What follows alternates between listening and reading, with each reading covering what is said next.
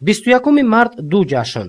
агар наврӯз ҳамчун ҷашни миллии ниёгон мақоми ҷаҳонӣ гирифта бошад, рӯзи байналмилалии ҳифзи пиряхҳо дар асоси ташаббуси роҳбари давлат аз ҷониби ҷомеаи ҷаҳонӣ ҳамовозӣ пайдо кардааст. имрӯз ҷумҳурии Тоҷикистон зери сиёсати созандаи пешвои миллат муҳтарам Эмомалӣ Раҳмон ҳамчун давлати ташаббускор шинохта шудааст.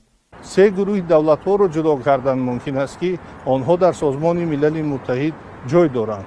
давлатҳои ташаббускор, давлатҳои ҳамроҳшаванда ва давлатҳои овоздиҳанда ба қабули қатномаҳо. ва мо хушбахт аз он ҳастем, ки дар даврони истиқлолияти давлатӣ Тоҷикистон тавонистааст бо роҳбарии пешвои миллат дар байни давлатҳои бузург ҳамчун давлати ташаббускори қабули санадҳои байналмилалӣ эътироф шавад.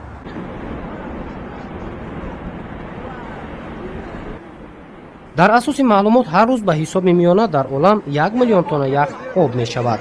баъди ташаббусҳои Тоҷикистон ва дидани ҳолати воқеии ҷомеаи ҷаҳон ба мавзӯи обу иқлим таваҷҷӯҳи бештар зоҳир намуд.